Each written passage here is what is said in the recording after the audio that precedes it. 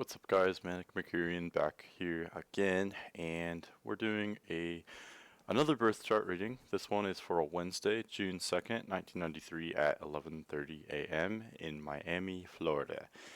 And this person has Sun in Gemini, Moon in Scorpio, Leo rising, and Mars is actually conjunct the Ascendant pretty tight here, so that's pretty interesting with Moon conjunct the IC. And before we get into this, I just want to read part of what you sent me here. So it says, Manic, I'm gonna be honest with you. I read all there is about what each sign does in my houses and got a little bit into the degrees and their meaning, but I want something that connects the dots between everything. I'm looking for someone to talk about the big picture and the relationship between all the signs in my chart. Is that something you could do? And I did respond to this already, but I just wanted to bring it up in the video because it's something I've been thinking about. And I do think I generally do that. I like to connect the dots and see how all of these puzzle pieces come together to form a big picture. I think that's what I kind of naturally do anyway. But I was thinking about how to emphasize this in this video and whether I should do what I usually do, which I do focus on some parts individually and then talk about how they all come together.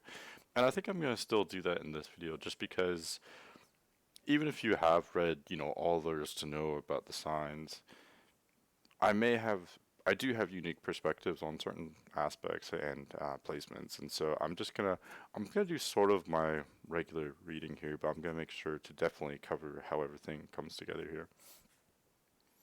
Actually, let's do a little bit of that right now. So, being with having Sun in Gemini, Moon in Scorpio, it means a lot of things. It's a very interesting combination. So these two signs have very little in common. They're very different.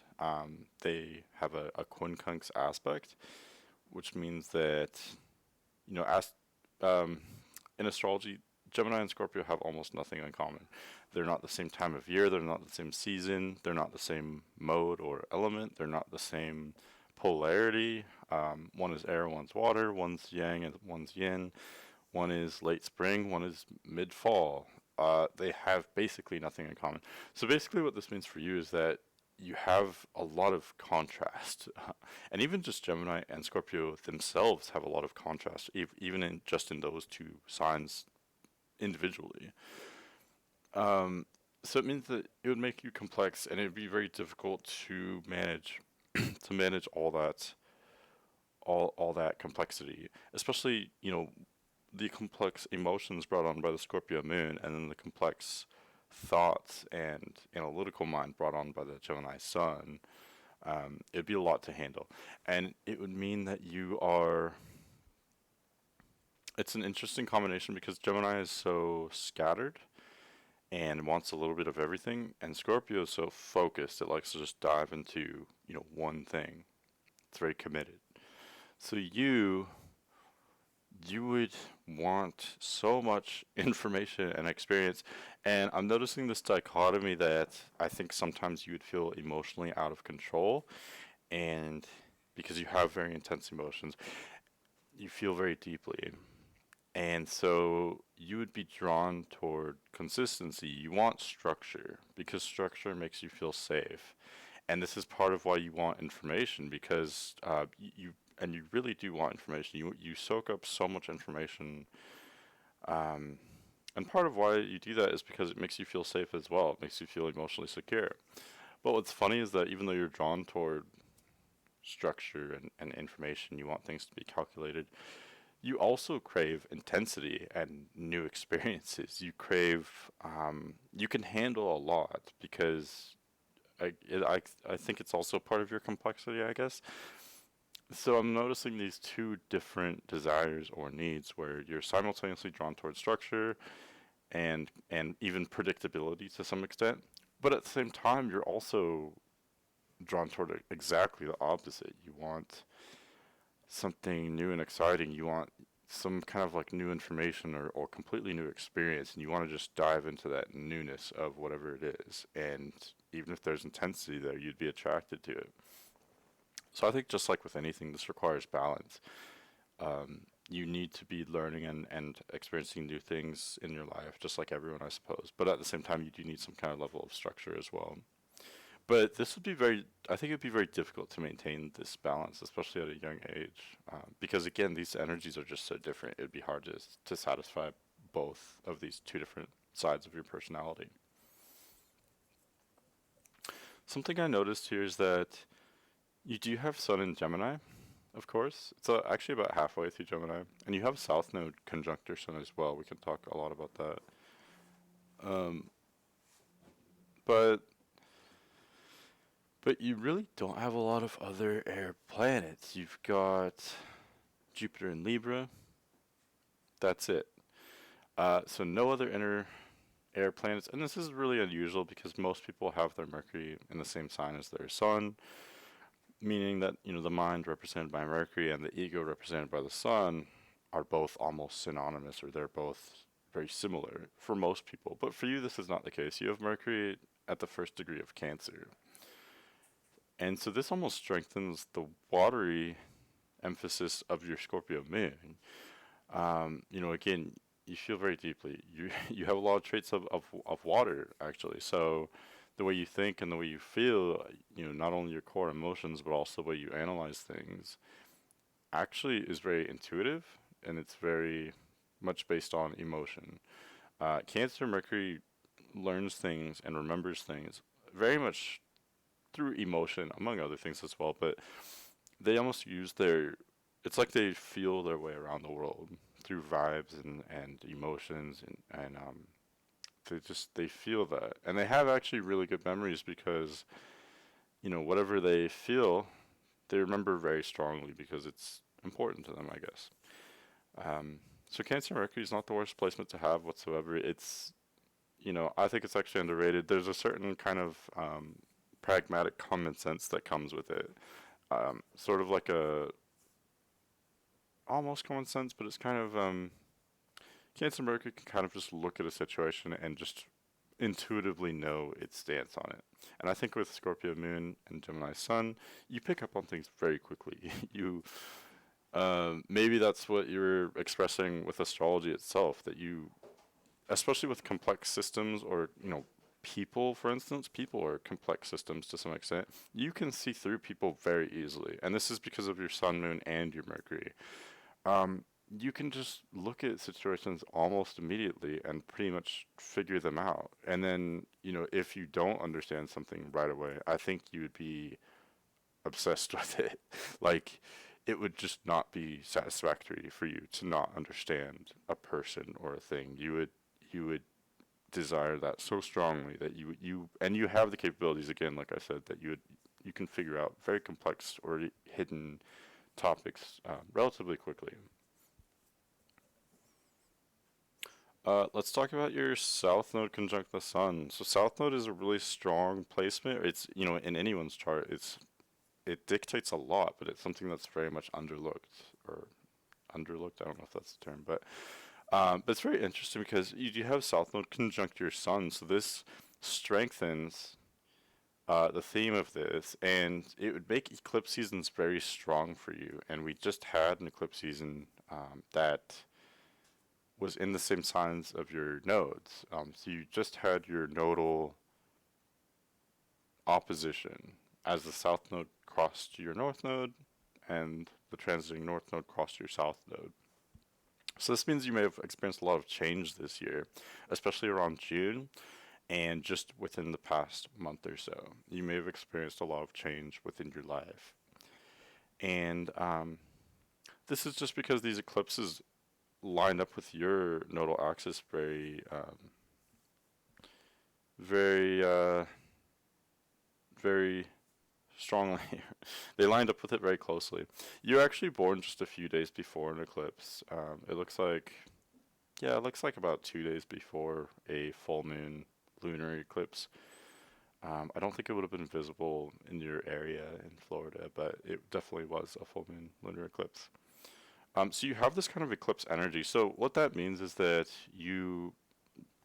and this just strengthens something I've already talked about, but it would mean that you're drawn toward very strange experiences or strange information. Other people can be sometimes turned off by things that they don't understand, or things that don't fit their worldview. You would be much more open to information and experiences of that nature. You would actually be drawn to it. You don't mind, for you, I think it would be exciting to have something really strange and complex, almost like a challenge to figure out. So you wouldn't mind that at all, and you would have very dramatic life changes multiple times in your life. Again, you may have just experienced that this year in June and November, going into maybe the first week of December of this year. But this would happen every 9 years that you'd have this potential for very dramatic changes. So at the age of 9, 18, 27, and so on, 36, and so on. And that, again, that's just because the nodes would line up with your nodes. You'd either have a nodal opposition or a nodal return every 9 years. And you'd also experience sort of an up and down. This is something I actually experienced myself because I have a similar placement. But you'd experience an up and down, so you'd almost kind of peak and then decline and reach a low point every 9 years as well. And, it's almost like you're kind of ruled by the moon to some extent. These are lunar nodes. So it makes sense that there's this kind of trippy feeling and this up and down motion. The moon is always changing, and so anyways, that's definitely a theme here. But having South Node conjunct the Sun in particular means that you may not always. It's tricky because I think you are generally confident, especially with your Leo rising conjunct Mars, which I haven't even talked about yet. But I think you've compiled a lot of information. You understand things, and because of that understanding, you do have a lot of confidence. However, there's part of you that doesn't value your own self-expression, and you are biased toward other people. Like it's kind of interesting. I don't know. It might be hard for you to relate toward other people. Like, you might feel like you're either better or worse than everyone else, which of course neither of those are true. But it's you have this kind of challenging placement regarding your ego and your self-expression, and this could have to do with like a past life experience. A lot of people would say so. In a past life, you may have been someone very popular, very smart. You knew so many different people, and you were very playful and experimental. But this lack of discipline or care brought on mistakes, some would say, or basically just lessons that you didn't learn in the past life, which you now have to learn in this life. But for you, it's very much a strong theme, more so than most people in this life. And I think it is because of an overemphasis on Gemini energy, perhaps in a past life. So again, that would be just, not taking things too seriously, being too spontaneous, or maybe talking too much and revealing like secrets, or, not being careful with information. All these things may have applied to a past life. Don't know if you believe in reincarnation or past lives, but that's one common theory when it comes to the South Node. And it generally fits. I mean, it at least seems to fit when we talk about our current life, just because. So in this current life, you would have like that potentiality. You're really good at fitting in with other people and saying what they want to hear, being that person that you know that someone wants you to be. You're really good at that, but this will lead to your downfall. All of what I've been talking about just now, you're good at the Gemini stuff. You're really good at learning quickly, being smart, being like funny maybe, or fitting in with other people. But all these things will lead to your downfall if you dwell there too much. And it's just very much highlighted for you with your sun being conjunct the South Node. Um, I think part of this too is, you have such a great setup for integrating a vast amount of information, but it's almost like a gift. And I think through your life, you've probably already learned much of this, but you have to learn to use it wisely and to make sure that you're accumulating and integrating information that is of value. You're almost so capable of learning and figuring things out that you may especially early on, you may sort of waste it. I don't want to say waste it, but you may, you may access information that is not actually meaningful, that is trivial. But as you get older, you'll learn to be more drawn to information that is of a maybe spiritual nature, or it's, more like wisdom or knowledge that is powerful or relevant, that actually has meaning and that can actually be applied to the world in a physical way. Um, that's something that's like one of your life lessons, basically. And I think at your age now, I would definitely say that you've already made a lot of gains in this area. I'd be surprised if you hadn't. But I would say that you'll continue to make progress in these areas as well.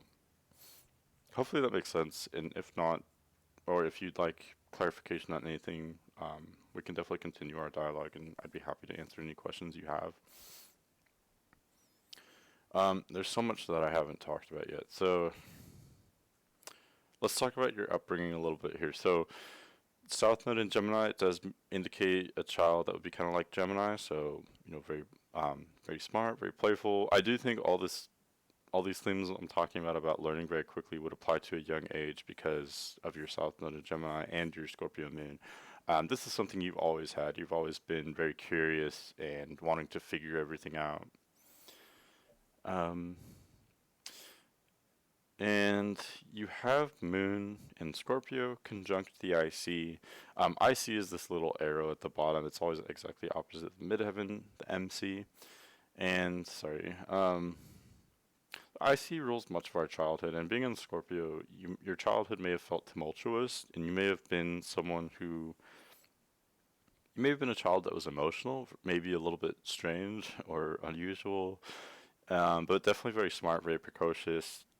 Again, you wanted to figure everything out, and you wanted to not only make sense of everything, but make structure to things because your childhood felt like it felt unstructured or it felt out of control at times, if that makes sense. So you wanted to bring that kind of structure, and so it almost makes you like very much of an adult as a child because yes, you were very playful and spontaneous with the South Node in Gemini, but also you wanted to make sure that you were like being productive. You were almost like very ambitious as a child. You wanted to make sure that you were working toward things. I don't know if that makes sense. But having your moon conjunct the South Node, moon often represents the mother, or excuse me, not moon conjunct South Node, but moon conjunct IC. Moon represents the mother, IC represents the childhood. So this would indicate to me that your mother was very present in your life growing up. Um, let's see. Yeah, I think she was a very strong part of your childhood. I think your father was as well, but and it's a little bit harder to say. I'm not as confident about this, but I would say your father was present in your life, but he maybe didn't understand you as well. Um, Actually, I think both of your parents didn't fully understand you really, but still, your mom was a very present part of your life. Hopefully that makes sense. I'm not totally sure about that.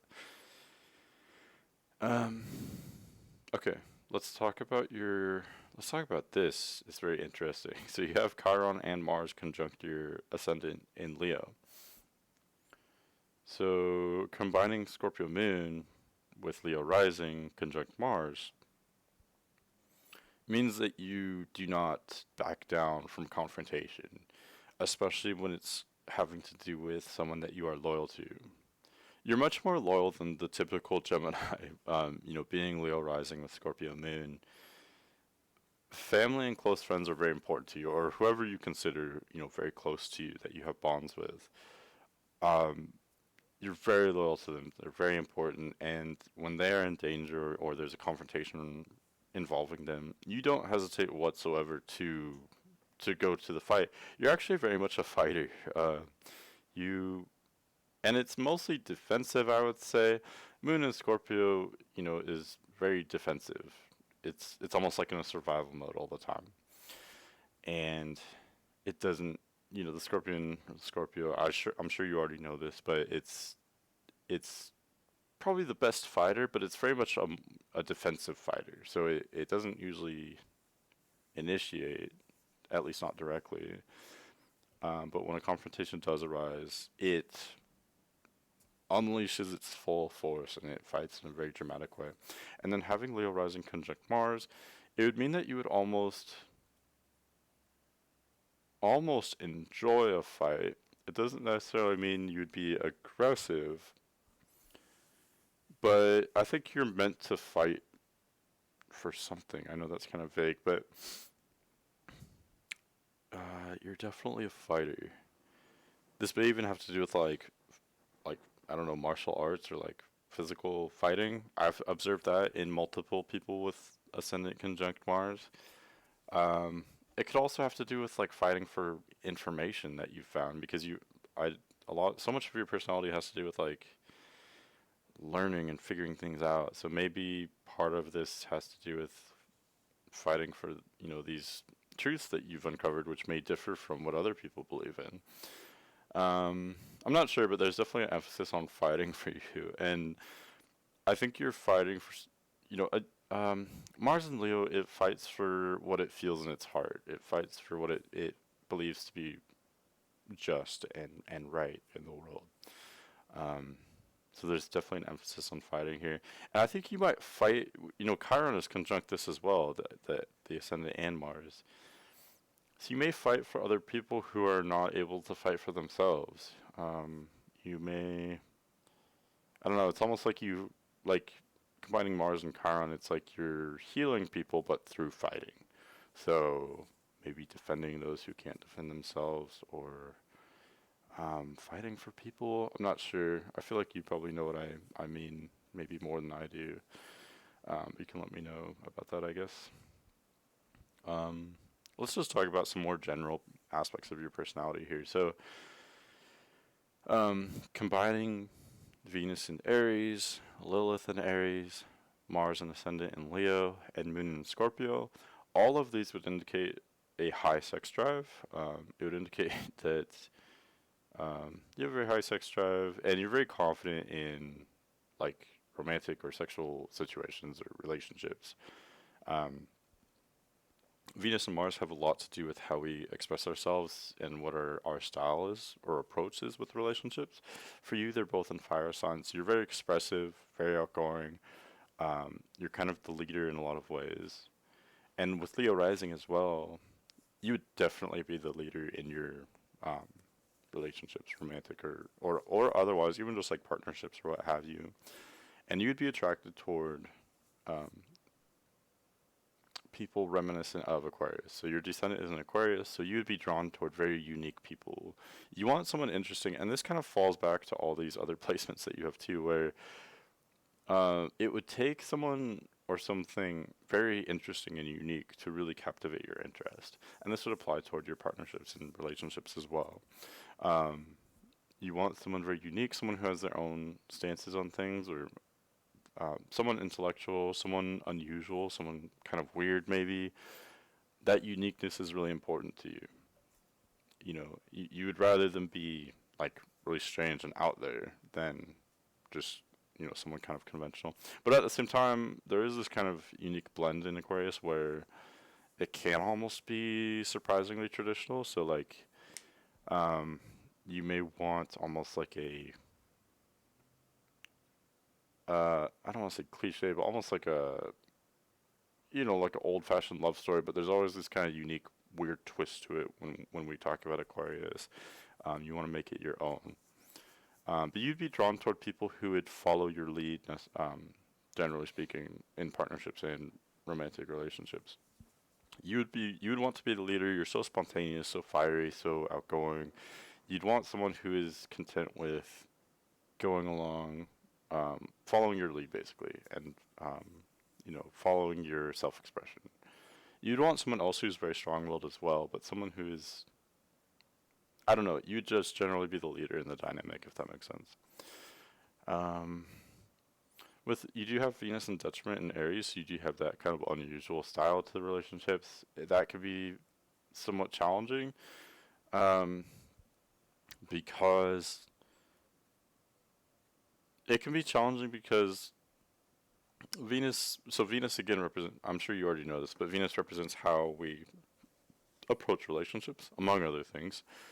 Um, but in Aries it's out of place because Venus, typically we can think of Venus as liking, its normal approach would be just manifesting or just kind of being beautiful ourselves and then allowing that beauty to naturally draw in what we want rather than directly going out and grabbing it or getting it. That's how Venus usually does things. But with Venus and Aries, it's very different. Aries is the warrior or the fighter, as you know, and so you would have almost this kind of like hunter or warrior attitude toward relationships, which is not necessarily bad. It's just kind of unusual, I guess. So you get bored very easily. That's definitely a sign.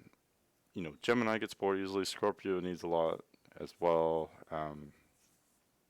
Venus and Aries needs that as well. So you have many placements in your chart that would be bored easily. So, and with Aries, I've noticed this pattern where, you know, they always want to chase. They always want a challenge, especially with romantic relationships. So sometimes they will want someone just because they seem like a challenge or they seem kind of aloof, maybe. You know, they might seem just inaccessible for whatever reason. So they are very attracted to that, and they want to capture that. They want to like hunt that or fight it, if you will. They want that accessibility. But then once they achieve that accessibility, then it's not exciting for them because they've won the chase. There's nothing, you know, left to do, and so then they become bored and they go chase after someone else. There is this potential for you having your Venus in Aries. I think the remedy for this would be that you just want someone very complex and exciting. You would not want that excitement to end. So you would want someone else who's also complex and maybe very active. That way, you know, that feeling of maybe a little bit of competition or edginess would remain. It would be maintained basically. That's what you would need for a relationship with your Venus in Aries. But again, Venus in Aries, Mars and Leo, you'd be very confident in these areas, and definitely you'd take initiative here. Okay, what else? Saturn and Pisces. I'll just give you a few tidbits here. So, Saturn and Pisces, seventh house indicates struggle with relationships. I know you've probably already researched that, but just something I've noticed with people with Saturn and Pisces may indicate that you have trouble sleeping or relaxing. And this also fits with many of your other placements, that you're very restless. It's hard for you, you know, especially when your mind or your emotions start going, just, it can almost become like a whirlwind or a tornado, and it's hard to relax after all that. I think you may have periods where you're sort of just asleep and waiting for something complex to really pique your interest. But once something does come that really riles you up, it can be hard to settle down after that. So you might have just trouble throughout your life, maybe sleeping or resting. Saturn and Pisces indicates a potential for sleep disorders. Trouble dreaming, maybe bad dreams. Trouble with spirituality. Um, I guess these are a little bit of textbook Saturn Pisces things, so I won't go on with that. Midheaven Taurus is interesting. So how do I put this? So again, kind of combining most of these placements here,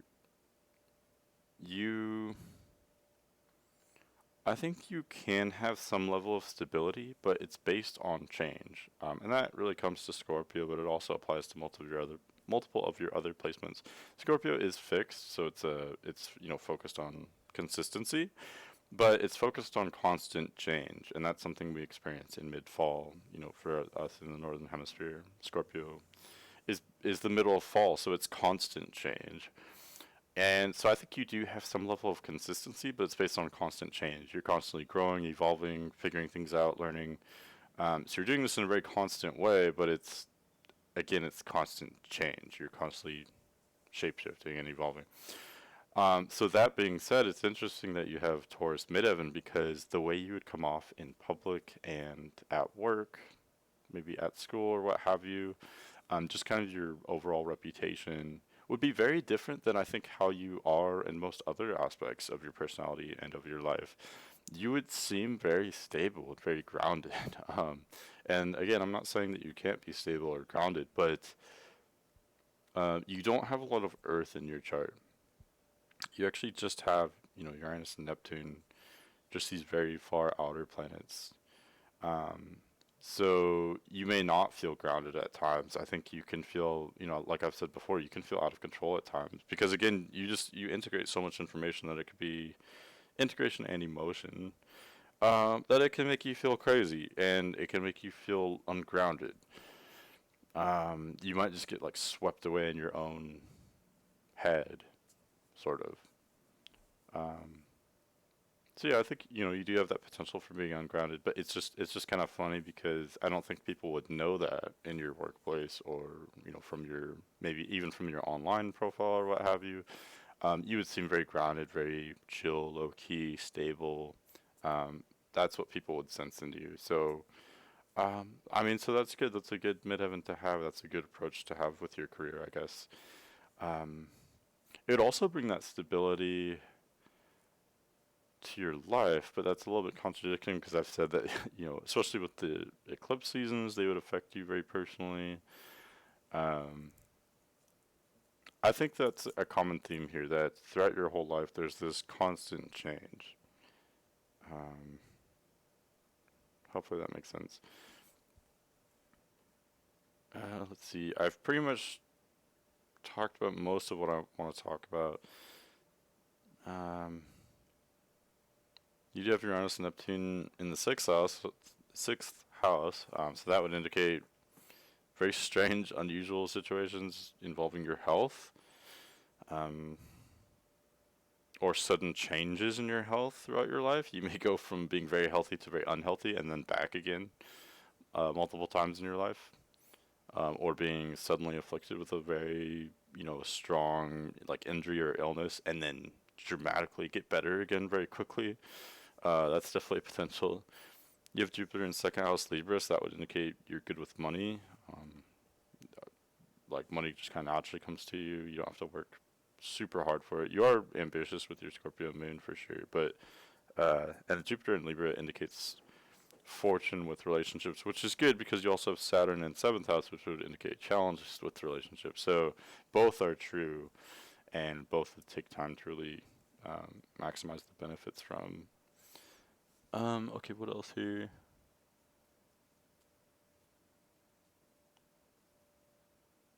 Also with Leo ascendant, ascendant often represents what our parents expected of us. So your parents may have wanted you to be very confident and outgoing, wanted you to be like the center of attention, and you can be. You definitely can be all these things. Um, but at the same time, I think there's a lot of complexity, that comes with your Scorpio moon that you like to hide things. You don't show a lot of your you can show a lot of your personality, but a lot of it remains hidden as well. You like to keep a lot of things private. So I don't know. I think you could be the center of attention. You could kind of handle that very, very well, but at the same time, you like to keep a lot of things hidden. So I mean, I don't know. Integrating everything, like I said here, there's a strong theme in your chart toward constant change, constant adaptation, and growth and evolution. Um, there's also that emphasis on like psychology or figuring out complex systems, figuring out people.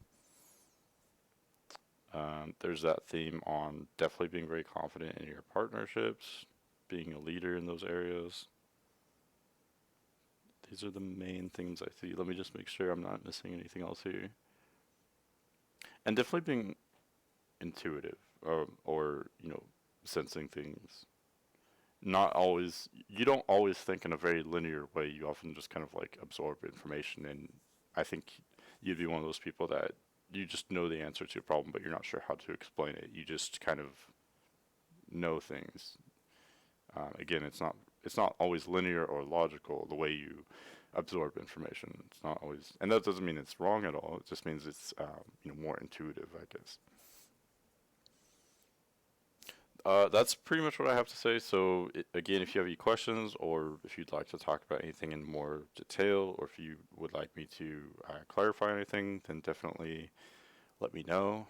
And for anyone else, if you'd like a reading, you can always email me at manic.mercurian@gmail.com, or just leave a comment on one of my videos.